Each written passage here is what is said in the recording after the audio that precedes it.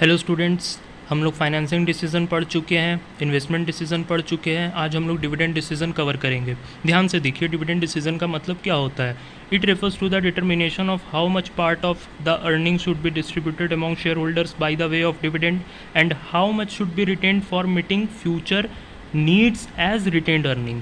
कहने का क्या मतलब है, कितना डिविडेंड डिक्लेयर होगा प्रॉफिट पे और कितना रिटेन्ड अर्निंग होगा। बात को समझिए। मान लीजिए कंपनी को प्रॉफिट हुई।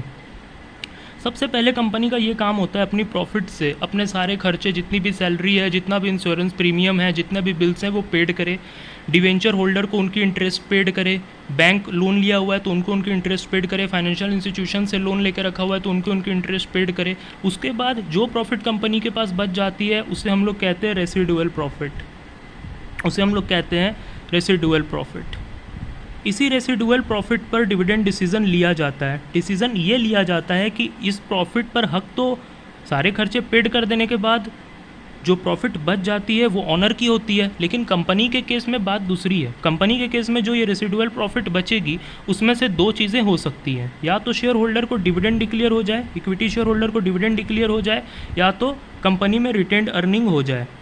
डिविडेंड का मतलब तो आप लोगों को पता है, रिटेन्ड अर्निंग का मतलब शायद आप लोगों को नहीं पता होगा। रिटेन्ड अर्निंग का मतलब होता है कि अपनी ही प्रॉफिट को वो वापस कंपनी में इन्वेस्ट कर देना एज अ कैपिटल। फिर से सुनिए, अपनी ही प्रॉफिट को वापस कंपनी में इन्वेस्ट कर देना as a capital, as a additional capital कह लीजिए, जो कहना है कह लीजिए, उसे हम लोग रिटेन्ड अर्निंग कहते हैं। तो इस रेसिडुअल प्रॉफिट से कितना डिविडेंड डिक्लेयर हो और इस रेसिडुअल प्रॉफिट से कितना रिटेन्ड अर्निंग हो जाए, इसी चीज़ के डिसीजन को कहा जाता है डिविडेंड डिसीजन। बड़े बड़े बोर्ड ऑफ कंपनी के बड़े बड़े board of directors, chairman, finance manager मिलकर ये डिसीजन लेते हैं कि कितना डिविडेंड डिक्लेयर कर देना है रेसिडुअल प्रॉफिट से और कितना रिटेन्ड अर्निंग करना है। तो एक बात और जान लीजिए, इस डिसीज़न को रेसिडुअल प्रॉफिट पे लिया जाता है, इसलिए इस डिसीज़न को हम लोग रेसिडुअल डिसीज़न भी कहते हैं।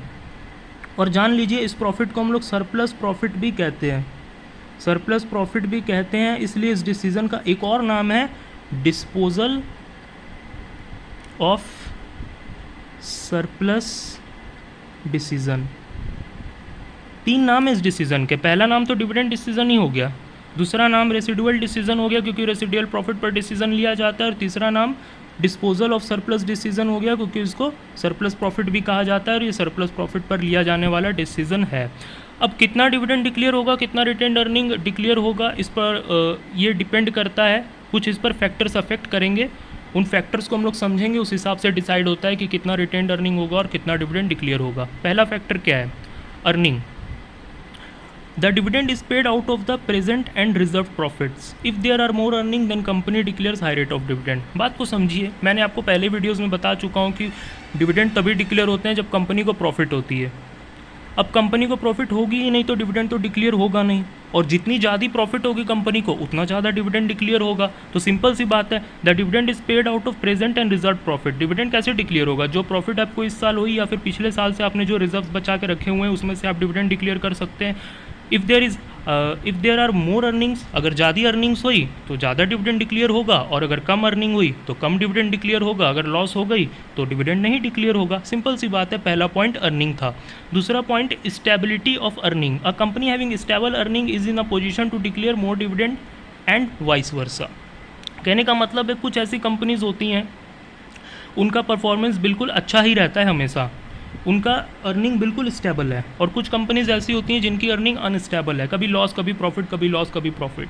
तो जो कंपनीज की अर्निंग स्टेबल है वो ज़्यादा डिविडेंड डिक्लेयर करने की ताकत रख सकती हैं इन कंपैरिजन टू वो कंपनी जिनका जो प्रॉफिट है वो अनस्टेबल है, और जब प्रॉफिट ही अनस्टेबल है तो वो रेगुलर डिविडेंड या ज़्यादा डिविडेंड डिक्लेयर नहीं कर सकते हैं, उनको लॉस भी हो सकता है, तो उस केस में वो शायद डिविडेंड ना डिक्लेयर करे। तो स्टेबिलिटी ऑफ अर्निंग कहने का यही मतलब था। स्टेबिलिटी ऑफ डिविडेंड, ये पॉइंट थोड़ा सा ध्यान से समझिए। Some companies follow a stable dividend policy as it has better impact on shareholder and improves the reputation of company in the share market. कुछ कंपनीज ऐसी होती हैं जो स्टेबल डिविडेंड पॉलिसी फॉलो करती हैं। रीज़न ये है कि उनका शेयर मार्केट में अच्छा इम्पैक्ट बना रहे, उनका शेयर्स का प्राइस शेयर मार्केट में ना गिरे। वो इम्पैक्ट के लिए, अपनी रेपुटेशन के लिए ऐसा करती हैं, और ये काम वही कंपनी कर सकती हैं जिनकी अर्निंग स्टेबल है या जिनको बहुत हाई अर्निंग होती है। ये वही कंपनीज़ ये काम कर सकती हैं। वो स्टेबल डिविडेंड दे सकती हैं। रीज़न ये है कि उनका शेयर मार्केट में अच्छी रिपोर्टेशन बना रहे, उनका शेयर्स का दाम अच्छा बना रहे, और दूसरी बात ये भी होती है कि जो कंपनी स्टेबल डिविडेंड फॉलो करती हैं, स्टेबल डिविडेंड पॉलिसी फॉलो करती हैं, उस कंपनी में बड़े बड़े फाइनेंशियल इंस्टीट्यूशंस, बड़े बड़े बैंक ईजिली लोन देने के लिए भी रेडी हो जाते हैं। ये रीज़न, इसका क्या रीज़न है? क्योंकि जब वो डिविडेंड स्टेबल दे सकती हैं तो इसका मतलब वो सारे खर्चे पहले उठा चुकी है, क्योंकि सारे खर्चे आसानी से उठा चुकी है, क्योंकि सारे खर्चे पेड कर देने के बाद, सारी इंटरेस्ट पेड कर देने के बाद ही तो उसने डिविडेंड डिक्लेयर किया होगा, और डिविडेंड भी कैसा, स्टेबल है। तो इसका मतलब वो सारे अपने एक्सपेंसेस बिल्कुल आसानी से उठा रही है, और जितना भी उसने लोन वगैरह लेके रखा हुआ है उस पर वो इंटरेस्ट आसानी से पेड कर पा रही है। तो इससे यही प्रूफ होता है कि कंपनी की अर्निंग बहुत स्टेबल है, इसलिए तो वो स्टेबल डिविडेंड फॉलो कर रही है।